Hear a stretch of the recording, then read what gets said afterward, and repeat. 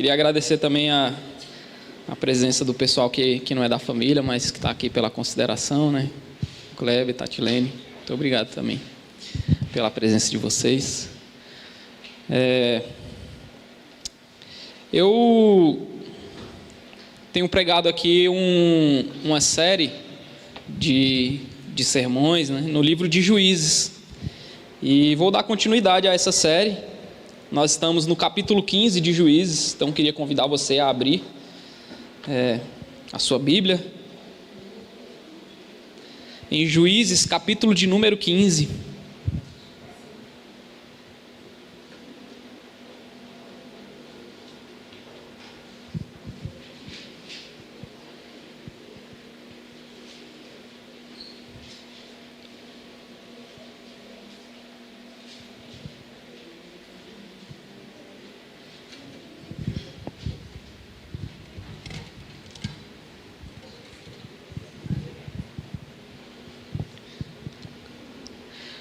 Aproveita e manda o link no grupo da família lá, para o pessoal ver também, né? Eu mandei aí no grupo.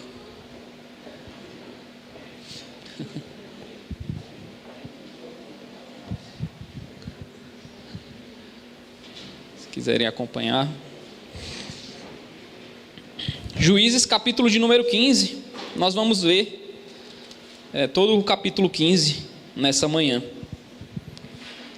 Na tradução que eu tenho diz assim: passado algum tempo, nos dias da colheita do trigo, Sansão, levando um cabrito, foi visitar a sua mulher e dizia: vou entrar no quarto da minha mulher.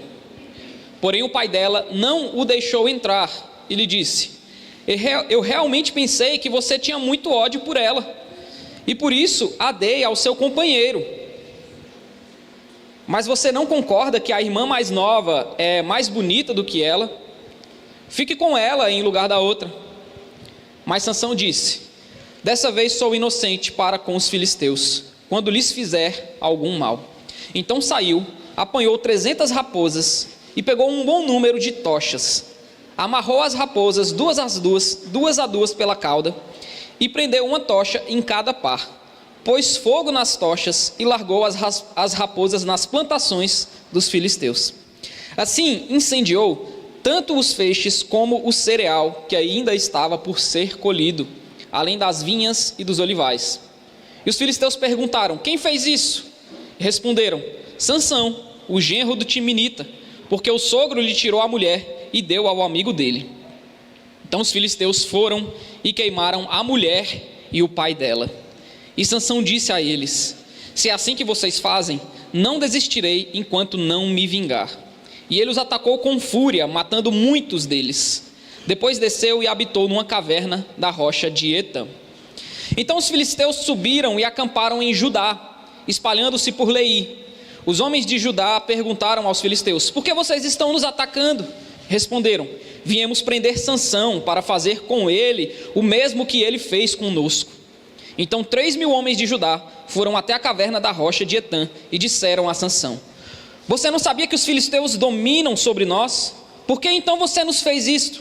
E ele lhes respondeu: assim como fizeram comigo, eu fiz com eles. Os homens de Judá disseram a Sansão: viemos para amarrar você, para o entregar nas mãos dos filisteus. E Sansão disse: jurem para mim que vocês não me matarão. Eles lhes disseram: não, nós somente vamos amarrar você e entregá-lo nas mãos dos filisteus, mas de maneira nenhuma vamos matar você. Então o amarraram com 2 cordas novas e o fizeram sair da caverna. Quando Sansão chegou a Leí, os filisteus foram gritando ao encontro dele. Mas o Espírito do Senhor de tal maneira se apossou de Sansão, que as cordas que ele tinha nos braços se tornaram como fios de linho queimados, e as amarras que ele tinha nas mãos se soltaram. Achou uma queixada de jumento ainda fresca, pegou-a na mão e com ela matou 1.000 homens. E disse: com a queixada de jumento um montão, outro montão, com a queixada de jumento matei 1.000 homens. Quando acabou de falar, jogou fora a queixada, e aquele lugar foi chamado de Ramat-Leí. Sentindo muita sede, Sansão clamou ao Senhor e disse: por meio do teu servo deste essa grande salvação. Será que agora vou morrer de sede e cair nas mãos desses incircuncisos? Então o Senhor fendeu a cavidade que estava em Leí, e dela saiu água. Sansão bebeu, recobrou o alento e reviveu. Por isso aquele lugar se chama En-Hacoré, até o dia de hoje. Sansão julgou Israel nos dias dos filisteus durante 20 anos. Pai, obrigado, Senhor, obrigado pela Tua palavra, obrigado porque o Senhor é bom, obrigado pelo dia de hoje, porque o Senhor nos reuniu aqui como povo Teu, Pai. Mesmo não sendo muitos aqui da mesma igreja, mas da mesma uma só família que o Senhor fez. Para além dos nossos laços de sangue, nós somos um em Ti, Pai. Nós somos uma família no Senhor. Nós temos em comum, para além de tudo, a nossa fé no Senhor e o fato de que o Senhor é o nosso Salvador e nosso Pai. Muito obrigado, Deus. Muito obrigado pela Tua presença. Obrigado, Senhor, porque por cada um que o Senhor trouxe aqui. Que o Senhor possa nos ensinar nessa manhã, nos aperfeiçoar, no nome de Jesus. Amém. Bom, meus irmãos, como eu disse a vocês, eu tenho pregado essa série aqui no livro de Juízes, e nós já estamos no capítulo 15, já caminhando para o final do livro. E hoje nós vamos dar continuidade à história de Sansão, esse último juiz de Israel. A maioria de vocês que está aqui não tem acompanhado a série, mas só para vocês se situarem, se contextualizarem, no livro de Juízes ele acontece logo após a conquista da terra prometida, ali que aconteceu com Josué. E aí Josué morre. Depois que Josué morre, tem uma lacuna de liderança em Israel. E aí Israel está meio que cada um por si, cada tribo conquistando o seu território, terminando de expulsar os inimigos que estavam na terra prometida. E o Senhor manda as 12 tribos de Israel expulsarem esses inimigos para que eles pudessem habitar a terra com paz, com tranquilidade, para que eles não se prostituíssem com os deuses dos povos que habitavam a terra.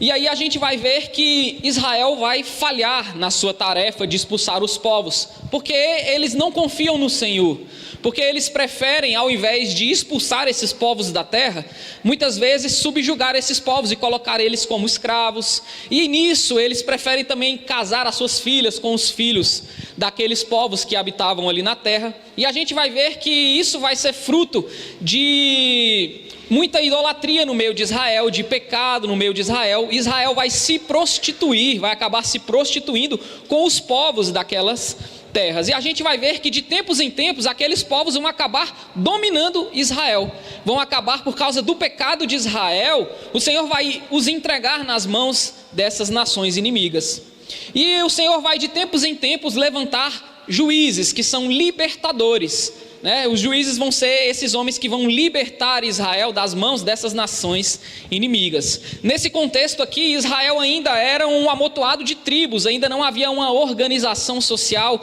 ainda não havia um rei sobre Israel, e o livro de Juízes vai mencionar uma frase de forma corriqueira, dizendo que naqueles dias não havia rei em Israel, e cada um fazia o que bem entendia, cada um fazia o que dava na telha. E Sansão vai ser o último juiz desses todos que nós vimos aí no decorrer dos últimos meses.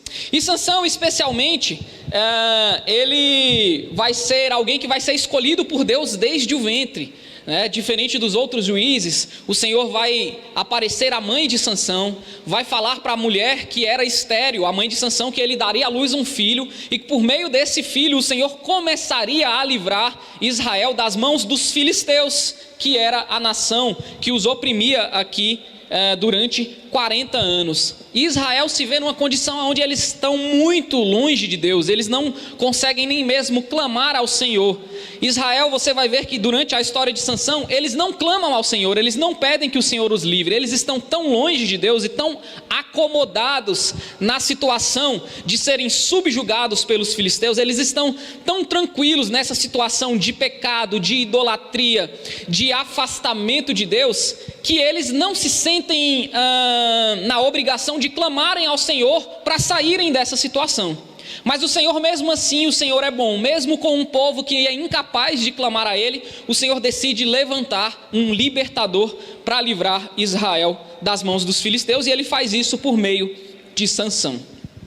E no capítulo passado, nós vimos que Sansão que tinha sido escolhido para ser o libertador de Israel, para lutar contra os filisteus, para tirar Israel da opressão e do jugo dos filisteus, o que Sansão está fazendo? Ele cresce, vira um homem, e o que ele vai fazer? Sansão decide ser amigo dos filisteus. Sansão decide escolher uma mulher para casar dentre os filisteus. E a gente percebe que ele vai fazer ali um casamento com aquela mulher. Os padrinhos de casamento dele vão ser homens filisteus. Então ele está muito bem acomodado nessa situação de pecado. Só que a gente vai perceber também no capítulo passado que o Senhor decide então gerar uma inimizade entre Sansão e os filisteus, para que eles pudessem perceber, para que Israel pudesse perceber que aquela situação ali não era boa para Israel, que ficar debaixo do jugo de um povo mau, de um povo cruel e opressor que eram os filisteus, não era nada bom, eles estavam longe de Deus. E aí o Senhor vai usar todas as situações para causar essa inimizade entre Sansão e os filisteus. E a gente vê que ele termina o capítulo passado matando 30 filisteus e deixando a sua noiva, que ele havia escolhido para casar. No dia do casamento, Sansão fica com raiva dela, porque ela havia feito ali, havia contado um dos seus segredos para os filisteus. Aqui não é Dalila ainda, mas ela também havia contado o seu segredo para os filisteus. E aí Sansão é obrigado a pagar uma aposta que ele tinha feito. Tudo isso aí está no capítulo 14, depois você pode ler na sua casa. Mas o capítulo termina com Sansão matando 30 filisteus e deixando a sua noiva lá, filisteia, lá na casa do pai dela mesmo, e ele vai embora para a sua terra. E o capítulo 15, meus irmãos, começa dizendo que passado algum tempo, nos dias da colheita do trigo, Sansão, levando um cabrito, foi visitar a sua mulher e dizia: eu vou entrar no quarto da minha mulher. Porém o pai dela não deixou entrar. Como eu disse para vocês, Sansão havia deixado a sua mulher. Ele havia abandonado o casamento com muita raiva dos filisteus e da mulher. Mas parece que passou um tempo e o Sansão, ele meio que esfriou a cabeça. Ele meio que viu que aquela situação com os filisteus ali estava confortável mesmo, que de fato ele não deveria cumprir o seu propósito de livrar Israel das mãos dos filisteus, e ele resolve então voltar atrás. Ele decide voltar à casa daquela mulher que ele havia abandonado no altar para se deitar com ela, e ele vai levando um cabrito como se nada tivesse acontecido, e ele fala: eu vou entrar no quarto da minha mulher. Porém o pai dela não deixou ele entrar. E o pai dela falou: olha, eu pensei que você tinha muito ódio por ela, então eu dei ela ao seu companheiro. Então a mulher que Sansão deveria casar, que era do meio dos filisteus, tinha sido dada a outro homem, porque o Sansão, ele tinha abandonado essa mulher e tinha ido embora para a sua terra. E aí passou um tempo, ele achou que a mulher estava lá esperando por ele. Quando ele chega na casa da mulher, o pai dela fala: negativo, ela casou com outro homem, pensei que você tinha raiva dela. Mas o pai da mulher, para tentar apaziguar a situação, o que ele fala? Ele fala: olha, tem uma aqui que é mais nova do que ela, a irmã, é mais bonita, é mais nova, por que você não fica com a irmã no lugar da mulher? Mas tudo isso, meus irmãos, era o Senhor moldando a situação para mostrar para Sansão e para Israel que os filisteus não eram um povo bom, que os filisteus não eram alguém que eles deveriam se relacionar, que eles deveriam estar acomodados naquela situação de opressão e de jugo. É Deus mostrando para Sansão e para o seu povo que eles não deveriam ter amizade com quem pratica o mal, que eles não deveriam ter amizade com este povo que odiava o Senhor, com este povo que servia a outros deuses, com este povo que praticava atrocidades. Então Sansão fica indignado com toda essa situação no verso 3, e Sansão fala: olha, dessa vez eu sou inocente para com os filisteus quando eu fizer algum mal contra eles. E esse é o meu primeiro ponto, do verso 1 até o verso 8, inimizade contra os filisteus. O Senhor está suscitando essa inimizade aqui, porque Deus está direcionando as coisas no sentido de que Israel estava servindo um povo que era cruel. Israel estava longe do propósito que Deus havia escolhido para o seu povo. Deus havia tirado eles do Egito com um grande milagre, atravessando o Mar Vermelho. Deus havia entregue para eles uma terra prometida, onde eles deveriam se multiplicar, onde eles deveriam amar o Senhor, adorar o Senhor. Sabe, é como se Deus tivesse nos pego numa posição de pecado, numa posição de escravidão, nos tirado daquela situação, tivesse nos dado uma vida excelente para a gente, um bom emprego, uma casa, um carro, e no meio dessa situação onde o Senhor havia nos colocado, nós simplesmente abandonamos o Senhor e começamos a servir outros deuses, como o dinheiro, como a nossa posição social. Era mais ou menos isso que Israel estava fazendo. Eles haviam simplesmente trocado o Senhor pelos outros deuses, que no caso aqui desse texto eram os deuses dos filisteus. Então Israel estava longe do Senhor, e o Senhor queria mostrar para Israel que aquilo estava errado. E simplesmente deixar Israel cair nas mãos dos filisteus e sofrer a opressão e o jugo dos filisteus não foi suficiente para Israel se sentir desconfortável naquela situação e clamar ao Senhor. Não foi suficiente. Israel estava tão acomodado no pecado que eles preferiam sofrer debaixo das mãos dos filisteus do que voltar ao Senhor, do que clamar ao Senhor. Sabe, meus irmãos, eu não sei vocês, mas eu já vi gente nessa situação, que uma vez foi povo de Deus, que uma vez serviu ao Senhor, mas que, sabe, pelas circunstâncias da vida, com o tempo, acabaram se afastando de Deus, e hoje estão numa situação debaixo do pecado que sentem eles acabam se sentindo confortáveis debaixo do pecado, mesmo que isso faça mal para eles. Talvez você também já tenha se sentido nessa posição alguma vez da sua vida. Parece que você não tem nem forças para simplesmente sair desse pecado, sair dessa situação onde você está longe do Senhor. E é isso que está acontecendo aqui com o povo de Israel. Eles estão confortáveis na posição. Sabe, meus irmãos, Tiago capítulo 4, verso 4, ele já diz o seguinte: gente infiel, vocês não sabem que a amizade do mundo é inimizade contra Deus? Aquele, pois, que quiser ser amigo do mundo se torna inimigo de Deus. É mais ou menos isso que está acontecendo aqui também no meio do povo de Israel, e está acontecendo até com Sansão. Eles estão tão amigos dos filisteus que eles preferem sofrer a opressão dos filisteus do que voltar aos caminhos do Senhor.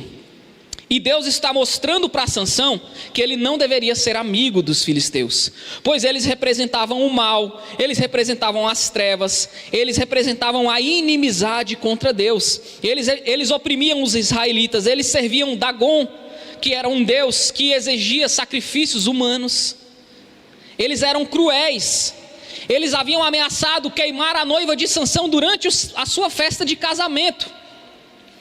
E aí Deus está levantando, suscitando essa situação para Sansão perceber que ele não deveria ser amigo daquele povo. E aí o verso 4 vai dizer que Sansão saiu com raiva porque a sua mulher tinha sido entregue a outro homem, apanhou 300 raposas, pegou um bom número de tochas, amarrou as raposas duas a duas pela cauda, pôs fogo nas tochas e lançou as raposas nas plantações dos filisteus. E assim incendiou tanto os feixes como o cereal que ainda estava por ser colhido, além das vinhas e dos olivais. Sansão fez uma crueldade muito grande aqui também, meus irmãos. Eu não vou defender Sansão aqui, porque na verdade ele é um libertador para Israel nesse momento, mas ele é um libertador bem imperfeito, na verdade. Ele é um libertador que vai fazer coisas terríveis também. Ele vai pegar essas raposas, vai colocar fogo no rabo delas, vai soltar elas no meio das plantações de trigo, e era a época da colheita, então estava carregado de trigo. O que Sansão está fazendo aqui é causando um prejuízo enorme para os filisteus. Toda aquela colheita que eles plantaram, que demorou um maior tempo para crescer, o trigo que era a base da alimentação daquele povo, e aquela colheita agora está totalmente destruída porque Sansão decidiu tacar fogo na colheita. Os filisteus vão ficar malucos com isso. Verso 6, eles vão perguntar: quem fez isso? E aí vão dizer: olha, foi Sansão, o genro do Timinita, porque o sogro lhe tirou a mulher e deu ao amigo dele. Então os filisteus foram e queimaram a mulher e o pai dela. Se no capítulo 14 os filisteus já haviam feito ameaças contra essa mulher, dizendo que iriam queimar ela, o seu pai e a sua casa, caso ela não entregasse o segredo de Sansão, agora esse povo coloca em prática aquilo que estava no coração deles. Para vocês terem uma ideia de como os filisteus eram cruéis, eles decidiram queimar a mulher, que era a ex-mulher de Sansão, e o pai dela. Eles não tinham muito a ver com a história, meus irmãos. Eles não tinham feito nenhum mal. Eles eram do povo filisteu. Eles eram filisteus. Mas os filisteus cruéis decidiram fazer com que outra pessoa pagasse o pato no lugar de Sansão. E é isso que acontece, meus irmãos, muitas vezes, quando nós estamos longe do Senhor. Quando nós tomamos, decisões precipitadas, como é o caso de Sansão aqui. Tudo bem que o Senhor estava por trás, controlando toda a situação, gerando essa inimizade entre Sansão e os filisteus, para mostrar que a amizade com o mundo se torna inimizade contra Deus. Tudo bem, Deus está por trás de tudo, mas Sansão estava fazendo coisas cruéis, sem a direção do Senhor. E quando a gente faz essas coisas, quando a gente está longe do Senhor, tomando decisões precipitadas, outras pessoas que não têm muito a ver com a história vão acabar também pagando o pato por causa do nosso pecado, por causa da nossa maldade, por causa da nossa violência. E nesse caso aqui, a ex-mulher de Sansão e o seu sogro foram queimados vivos por aqueles homens cruéis dos filisteus. E Sansão disse a eles: se é assim que vocês fazem, eu não desistirei enquanto não me vingar. E ele os atacou com fúria, matando muitos deles, e depois desceu e habitou numa caverna da rocha de Etã. Algo que eu percebo, meus irmãos, nesse primeiro ponto aqui, é que enquanto você está obedecendo o mundo, enquanto você está conformado com este mundo, que no caso aqui, no contexto de Israel, era a opressão, era o domínio dos filisteus, quando você está conformado, quando você está obedecendo à risca, aquilo que o mundo, que o pecado colocou sobre você, aquele jugo sobre o qual você está tudo bem. Está tudo certo quando você está obedecendo. Sansão era amigo dos filisteus. Sansão ia casar com uma mulher filisteia. Estava tudo certo na vida de Sansão. Mas experimente se rebelar e viver uma vida de maneira diferente, que você verá a verdadeira face desse mundo, meus irmãos. Jesus é o maior exemplo disso. Jesus decidiu viver de uma maneira diferente da qual era vivida no seu tempo. Seja de maneira religiosa, seja amando a Deus sobre todas as coisas e amando o próximo como a Ele mesmo. E Jesus foi morto por causa disso. Jesus foi morto por causa disso. Então experimente se rebelar contra essa situação que você está vivendo, contra essa situação pecaminosa na qual o pecado te colocou, na qual você próprio se colocou. Experimente viver nesse mundo de uma maneira diferente ao que este século tem colocado para a gente. Experimente criar os seus filhos diferente do que o mundo está dizendo que você deve criar. Experimente trabalhar com uma ética e com uma moral diferente da que este mundo espera da gente. Experimente servir ao Senhor de uma maneira intencional, de todo o seu coração, de toda a sua alma, fazendo com que as suas decisões, o seu trabalho, a sua vida, os seus relacionamentos estejam alinhados com o que o Senhor quer. Experimente fazer isso, que você vai ver este mundo se revelando contra você. Você vai ver este mundo revelando a verdadeira face dele. E aí é isso que está acontecendo. E se tem uma coisa que Juízes tem nos ensinado, é que a libertação, meus irmãos, da opressão, a libertação do pecado, a libertação debaixo dessa situação pecaminosa e espiritual de morte que o povo de Israel tem vivido, ela não vem sem luta, ela não vem sem consequências, sem uma guerra. E é isso que está acontecendo no livro de Juízes. Todas as vezes que eles se veem nessa situação, eles precisam guerrear, eles precisam lutar para sair dessa opressão. E a libertação não vem sem luta. E Sansão está aqui, falho, pecador, mas ele está lutando sozinho contra os filisteus. Ele está lutando sozinho contra esse sistema opressor que está colocando o povo de Israel naquela condição. E aí o texto continua, eu vou para o meu segundo ponto, que é a conformidade com o pecado e o medo de mudança. Está do verso 9 até o verso 13. Judá poderia ter se levantado junto com Sansão, meus irmãos. Eles estão há 40 anos debaixo da opressão. Eles estão 40 anos debaixo do pecado. Eles estão há 40 anos servindo outros deuses. Eles não têm forças para sair dessa situação. Mas o Senhor levanta Sansão como um libertador. Levanta Sansão como um fio de esperança, mesmo que ele seja falho, mesmo que ele, desobedeça ao Senhor.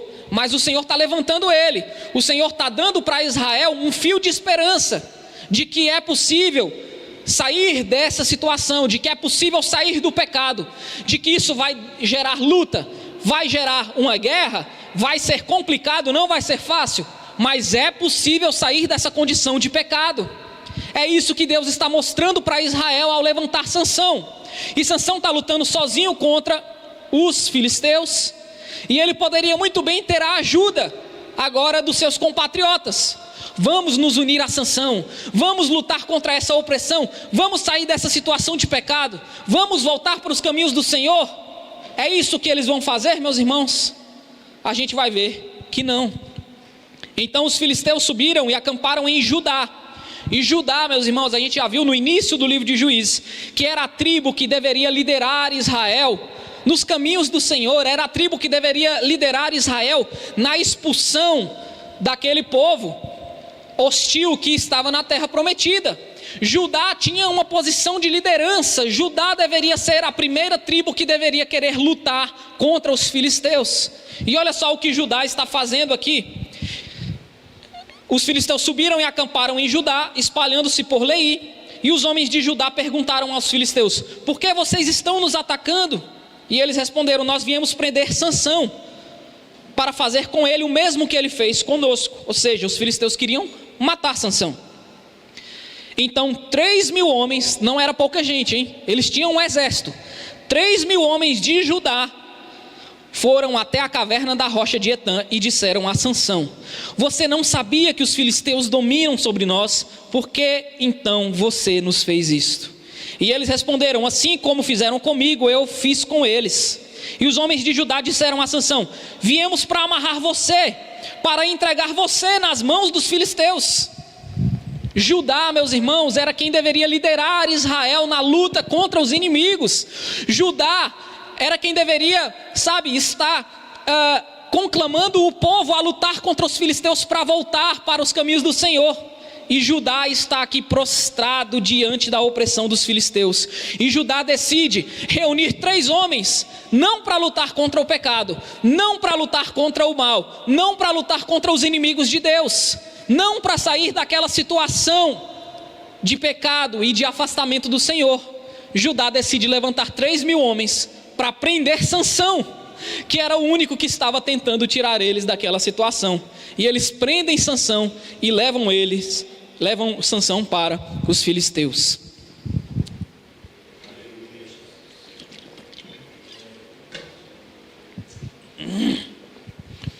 Judá está conformado com o pecado, meus irmãos. E Judá tem medo da mudança, tem medo de sair daquela situação de conforto do pecado para uma vida debaixo da direção do Senhor. Judá prefere continuar servindo os filisteus do que lutar, do que gerar um desconforto para mudar de vida. Sabe, meus irmãos, Deus está gerando um desconforto para nos libertar da situação que a gente está vivendo.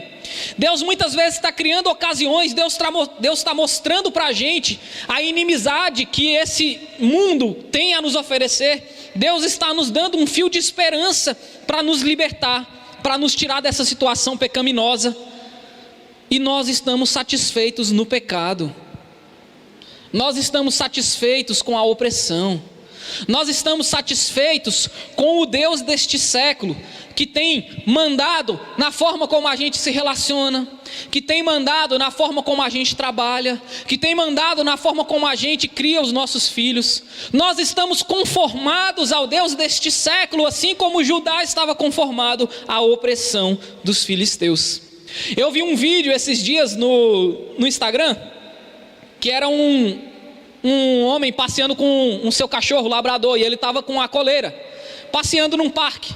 Do nada ele solta a coleira do labrador, o labrador começa a andar sozinho. Quando ele vê que ele está andando sozinho, ele pega a coleira, o próprio labrador, com a boca, ele vai lá, pega a coleira, volta no seu dono e entrega a coleira na mão do seu dono, para que o seu dono continue ali, guiando a direção dele. É isso que Judá está fazendo. Judá está pegando a coleira da opressão dos filisteus. Judá está tão confortável na situação de pecado que eles preferem serem controlados por um povo hostil ao Senhor, por um povo cruel, que queima a mulher e o seu pai dentro da sua própria casa, um povo que está impondo sobre Israel um modo de viver totalmente contrário ao que o Senhor havia descrito para Israel viver. E Judá está pegando a coleira e devolvendo para a mão do dono, ao invés de lutar contra esse pecado. Eles estão confortáveis e eles estão com medos da mudança. Eles deveriam liderar Israel nessa mudança, meus irmãos.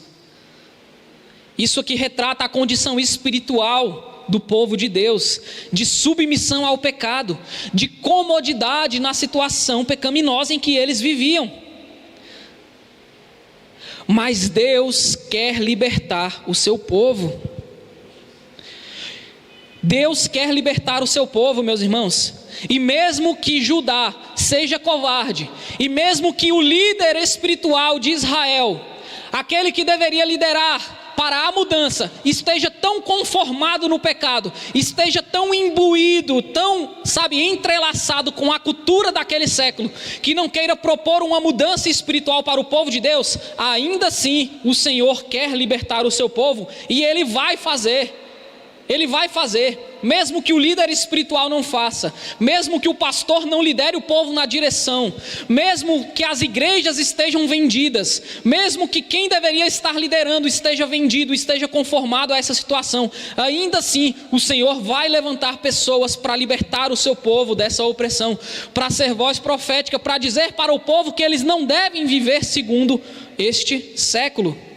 Deus quer libertar o seu povo, e um homem sozinho, cheio do Espírito de Deus, vai fazer isso, aquilo que 3.000 homens não conseguiam. E esse é o meu terceiro ponto. Deus age de maneira extraordinária em favor do seu povo, que está do verso 14 até o verso 20. Então Judá entrega Sansão amarrado para os filisteus. Verso 14: quando Sansão chegou a Leí, os filisteus foram gritando ao encontro dele. Então os filisteus, imagina os filisteus, agora a gente vai matar esse homem, agora a gente vai matar aquele que estava lutando contra a gente, agora a gente vai destruir o único fio de esperança desse povo israelita. A gente vai calar, a gente vai oprimir, a gente vai censurar, a gente vai matar o único que está se levantando contra a gente. A alegria dos filisteus é essa: calar aquele que estava se levantando contra eles, apagar o último fio de esperança que existia da libertação de Israel. Então eles vão gritando ao encontro de Sansão: ei, agora a gente vai matar esse infeliz. Mas o Espírito do Senhor de tal maneira se apossou de Sansão, que as cordas que ele tinha nos braços se tornaram como fios de linho queimados, e as amarras que ele tinha nas mãos se soltaram. Achou uma queixada de jumento ainda fresca, pegou-a na mão e com ela matou 1.000 homens. Deus está fazendo com um homem sozinho, meus irmãos, aquilo que 3.000 homens não conseguiram fazer. Sansão sozinho. Meus irmãos, a gente já viu muita história de Sansão dizendo que ele era um homem super forte, não é? Uma espécie de super-herói. Não tem nada disso, meus irmãos. Sansão era um homem comum, um homem pecador, um homem falho, um homem que estava distante de Deus, um homem que queria se casar com uma filisteia, com aquele povo, um homem que queria ser amigo do povo que ele deveria lutar contra. Sansão é um homem totalmente falho, e ele não tinha super força em todo o tempo, não era como se ele pudesse pegar uma pedra e mover daqui para lá, um pedregulho gigante. Não era como se ele pudesse levantar um carro na hora que ele quisesse, não. Sansão só poderia fazer coisas extraordinárias quando o Espírito do Senhor estava sobre ele. E o Espírito do Senhor enche Sansão, e Sansão quebra aquelas cordas. Ele pega uma cabeça de jumento, uma espécie de mandíbula de jumento, provavelmente um jumento que havia morrido há pouco tempo, que o osso ainda estava firme. Ele pega aquela mandíbula, e com aquela mandíbula, porque ele não tinha arma nas mãos, ele derrota 1000 homens dos filisteus. Um homem sozinho, que consegue lutar contra o mal, e consegue livrar o povo de Israel de maneira extraordinária. E a forma extraordinária com que Sansão livra o povo de Israel mostra a disposição do Senhor em fazer algo impossível pelo seu povo. Eu quero ressaltar mais uma vez, meus irmãos, o povo aqui não estava clamando o Senhor. O povo aqui estava no mais profundo do abismo. Eles estavam tão fundo no seu pecado que eles não tinham nem forças para clamar o Senhor. Pelo contrário, quando o Senhor levanta um libertador, eles querem amarrar esse libertador e devolver ele para o inimigo. Então o povo de Deus aqui não está numa disposição de clamar. Quando eu li esse texto, quando eu vejo a condição espiritual de Israel aqui, eu lembro do que Paulo escreveu lá em Efésios, falando sobre a nossa condição espiritual, falando sobre eu e você, sobre a minha vida e a sua vida, que talvez não seja hoje, mas em algum momento já foi. Efésios capítulo 2, verso 1, Paulo vai dizer que Deus nos deu vida, quando nós ainda estávamos mortos em nossas transgressões e pecados, nos quais vocês andaram no outro tempo, segundo o curso deste mundo, segundo o príncipe da potestade do ar, do espírito que agora atua nos filhos da desobediência. Entre eles também nós todos andamos no passado, segundo as inclinações da nossa carne, fazendo a vontade da carne e dos pensamentos, e éramos por natureza filhos da ira, como também os demais. Mas Deus, sendo rico em misericórdia, por causa do grande amor com que nos amou, e estando nós mortos em nossas transgressões, Ele nos deu vida juntamente com Cristo. Pela graça vocês são salvos. É o evangelho no meio da escuridão. A história de Sansão nos ensina, sabe, meus irmãos, que mesmo que nós estejamos no mais profundo abismo, mortos espiritualmente, como Israel estava, mortos, incapazes de clamar o Senhor, ainda assim o Senhor ama esse povo de tal maneira que Ele vai fazer coisas extraordinárias para libertar esse povo. O Senhor faz coisas extraordinárias para salvar o seu povo. Ele salva Israel das mãos dos filisteus. O Senhor faz coisas extraordinárias, Ele nos tira dessa condição mesmo que a gente não tenha forças. Nós estávamos mortos em nossos pecados e delitos, mas assim como Sansão, que era um homem comum, um homem pecador, um homem falho, que não tinha condições por si só de se levantar e lutar contra a condição espiritual de Israel, o Senhor encheu ele com o Espírito, o Senhor deu vida a Sansão, o Senhor deu força a Sansão, e Sansão foi capaz de livrar Israel das mãos dos filisteus. Assim também, meus irmãos, sobre nós, sabe, não sei, talvez você está numa condição que você não consegue nem mesmo clamar ao Senhor. Você está vivendo uma vida onde o pecado já, sabe, você já se conformou tanto com algum tipo de pecado, com algum tipo de estilo de vida que desagrada ao Senhor, que você não quer mexer nessa situação. Tá bom do jeito que tá, você não quer gerar o desconforto e você não tem nem, sabe, forças para clamar ao Senhor. Mas o Espírito do Senhor que encheu Sansão, o Espírito do Senhor que ressuscitou Jesus dentre os mortos, esse é o mesmo Espírito que habita em nós e que nos dá força para sairmos dessa situação, para abandonarmos uma situação de conformidade com o pecado, para gerar mudança real nas nossas vidas. A história de Sansão não ensina os filhos de Deus sobre violência, embora o que a gente tenha lido aqui seja muita violência, não é? Tem muita violência aqui, mas não é o que o livro está querendo nos ensinar, que nós devemos ser homens violentos como Sansão. Não é nada disso, meus irmãos. Que nós devemos ser homens que vão lutar contra os nossos inimigos pela violência, pela força. Não é isso que o livro de Juízes e a história de Sansão tem a nos ensinar. O que Sansão, Juízes e o Senhor quer nos ensinar aqui é que Deus salva o seu povo que estava mortos em seus pecados e delitos e totalmente entregues a este mundo e incapazes de escolher a Deus. É o Senhor salvando Judá, é o Senhor salvando Israel, é o Senhor salvando Sansão, mesmo que eles fossem incapazes de escolher a Deus. É o Evangelho, meus irmãos, aqui no meio da escuridão e da violência do livro de Juízes. Sansão mata aqueles homens, e o verso 17 fala que quando Sansão acabou de falar, jogou fora a queixada, e aquele lugar foi chamado Ramat-Leí. Sentindo muita sede, Sansão clamou ao Senhor e disse: por meio do teu servo deste essa grande salvação. Sansão está reconhecendo aqui que a salvação veio do Senhor, e que por meio dele, por meio do Senhor encher a ele, ele conseguiu operar aquela salvação. Será que agora vou morrer de sede e cair nas mãos desses incircuncisos? Então o Senhor fendeu a cavidade que estava em Leí, e dela saiu água. E Sansão bebeu, recobrou o alento e reviveu. Por isso aquele lugar se chama em Racoré até o dia de hoje. E Sansão julgou Israel nos dias dos filisteus durante 20 anos. Em Racoré, meus irmãos, sabe o que significa isso? Fonte do que clama. Fonte do que clama. Esse é o nosso Senhor.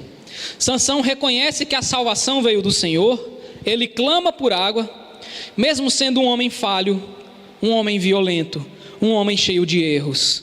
O Senhor é misericordioso e atende o clamor de Sansão, abrindo uma fenda na rocha, como já havia feito lá no deserto para aquele povo que não merecia. Isso nos mostra, meus irmãos, que o Senhor não muda.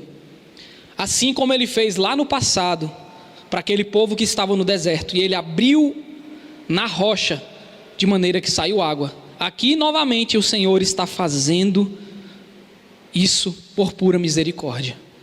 Não porque Sansão mereça, não porque Judá mereça, mas por pura graça, porque o Senhor não muda. E se ele fez no passado, ele pode fazer novamente. Assim como Sansão, Cristo também veio para vencer o mal.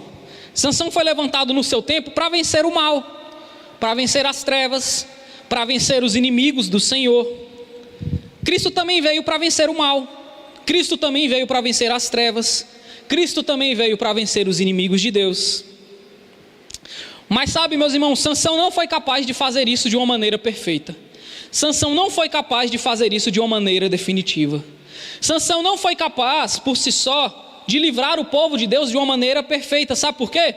Depois que Sansão morre, os filisteus continuam dominando sobre Israel.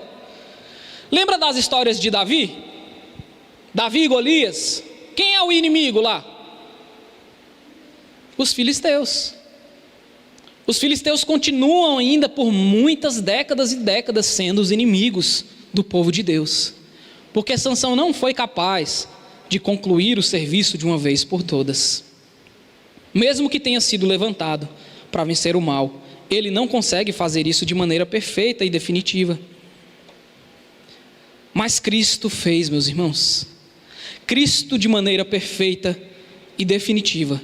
Diferente de Sansão, não praticando a violência que Sansão praticou, mas sofrendo a violência.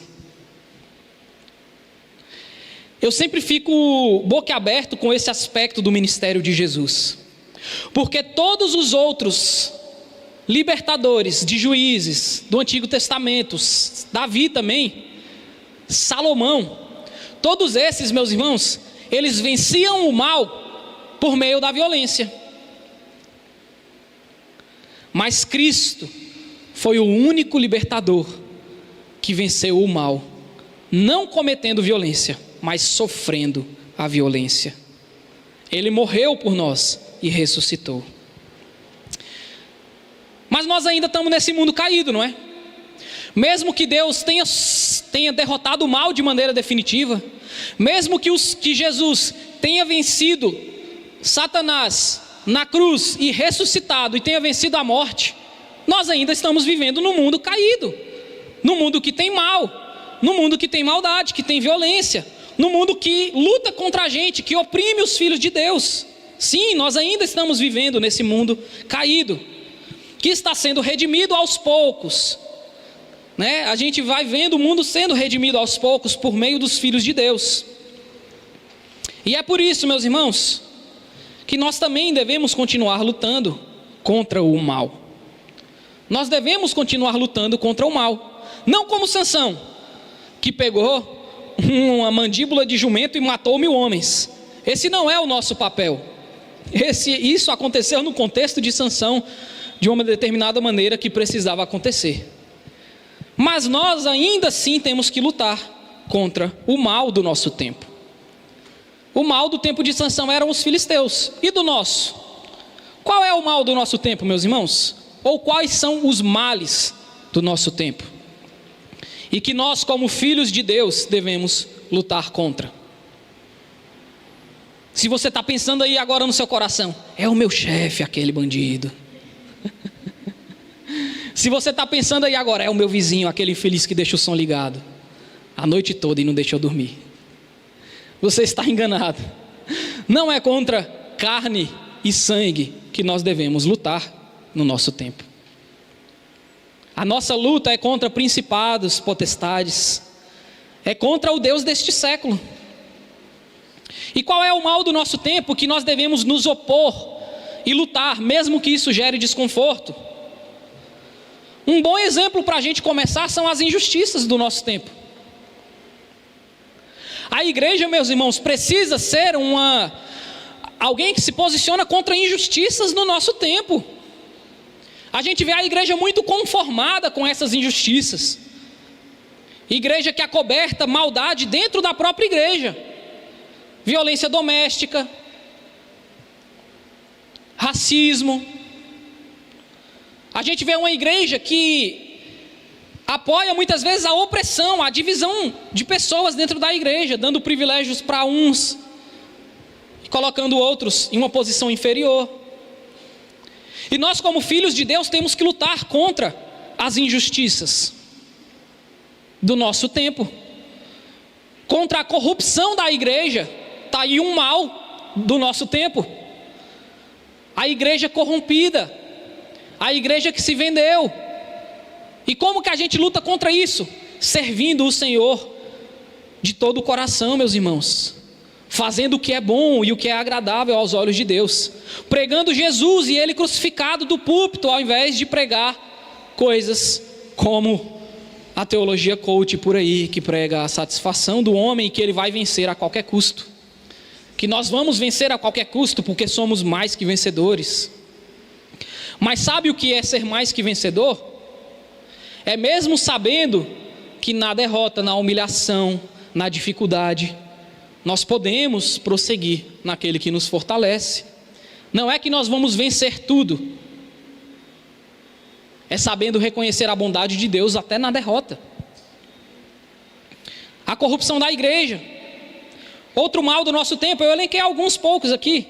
A tentativa de destruir a família, é ou não é um mal do nosso tempo? As pessoas querem impor isso para a gente. As instituições, o governo, o Estado, querem impor para a gente que a família é algo ruim. E a gente se opõe contra isso de que maneira? Criando os nossos filhos, criando o B e o Donzinho nos caminhos do Senhor, ensinando para eles quem é Jesus Cristo, ensinando para eles a bondade, ensinando que eles têm que tratar os coleguinhas não com violência, mas com misericórdia, ensinando para eles o amor de Jesus. É assim que a gente se opõe contra o mal do nosso tempo, criando a nossa família nos caminhos do Senhor. E tem diversas outras coisas, eu poderia passar o dia falando aqui sobre vários males do nosso tempo que a gente deveria se opor. A relativização da verdade. No meu trabalho, por exemplo, eu tenho que lutar contra a corrupção do Estado, contra a corrupção nos processos licitatórios, para que o Estado direcione o dinheiro de maneira correta para onde ele deve ir. Essa é a minha forma no meu trabalho de lutar contra o mal. E não de simplesmente aceitar a propina dos fornecedores para homologar uma licitação superfaturada. Lutar contra o governo deste mundo, sabe, é tão normal nesse mundo fazer as coisas erradas, que quando você faz o que é certo, você está automaticamente lutando contra o mal nesse mundo. Mas sobretudo, a nossa luta não é contra carne nem sangue. Assim como Jesus não lutou contra carne nem sangue, a nossa luta é a mesma do Filho de Deus, do nosso Senhor Jesus Cristo. É contra principados, potestades, contra o governo desse mundo. E Ele nos chama para continuar essa luta como corpo de Cristo. Ah, Clisma, é muito difícil, eu não tenho forças. Ah, é muito difícil se opor a este mundo, ao mal. É muito difícil criar os filhos nos dias de hoje. É tanta coisa bombardeando, é difícil criar o Donzinho nos caminhos do Senhor nos dias de hoje. Essas são as nossas desculpas, meus irmãos. Quando a gente está conformado igual Judá, debaixo da opressão, debaixo do pecado. A gente terceiriza, deixa aí do jeito que está, vamos empurrando com a barriga que está melhor. Mas não é isso que o Senhor tem para o seu povo. O Senhor não quer que a gente empurre o mal e o pecado com a barriga e deixe do jeito que está. Não. Assim como o Espírito do Senhor estava com Sansão para lutar contra o mal do seu tempo, o Espírito do Senhor está conosco, apesar das nossas falhas. Ele está conosco. E Ele nos chama, como discípulos de Cristo, a resistir ao mal e vencê-lo, fazendo o que é bom. É isso. É o que o texto está nos ensinando. Que há mal nesse mundo. Que há mal, que há dificuldade. E que às vezes nós podemos estar afastados de Deus a ponto de não termos forças para lutar contra esse mal. Mas aqui no texto, o Senhor está nos mostrando que Ele nos capacita por meio do seu Espírito a realizar coisas extraordinárias. E lutar contra o mal. Lutar contra a maldade, fazer o que é bom, lutar contra as injustiças e seguir o exemplo do nosso Senhor Jesus Cristo, por meio do Espírito de Deus. Amém? Vamos orar e logo em seguida eu vou chamar o pastor Paulo para vir aqui para fazer a apresentação do Donzinho. Isso daí já é uma forma de resistência, já é uma forma de entregar ele para o Senhor. E de clamar e de pedir ao Senhor que Ele seja mais um instrumento nas mãos de Deus para continuar lutando contra o mal deste mundo, contra as injustiças, contra aquilo que Satanás quer impor sobre a igreja de certa maneira. Mas que o Donzinho seja um instrumento nas mãos do Senhor para fazer a diferença também. Pai, nós queremos Te louvar, engrandecer o Teu nome, porque mesmo quando nós não temos forças para clamar, o Senhor ainda é bom, Pai. O Senhor não depende do nosso clamor, o Senhor não depende da nossa bondade, mas ainda assim o Senhor é o Deus que ouve o que clama. Ainda assim o Senhor é bom, o Senhor faz coisas extraordinárias. Ainda assim o Senhor nos desperta, Deus, para a condição que nós estamos vivendo, Pai. Eu quero te pedir no nome de Jesus que o mesmo Espírito que levantou Sansão contra o mal do seu tempo, possa também nos despertar,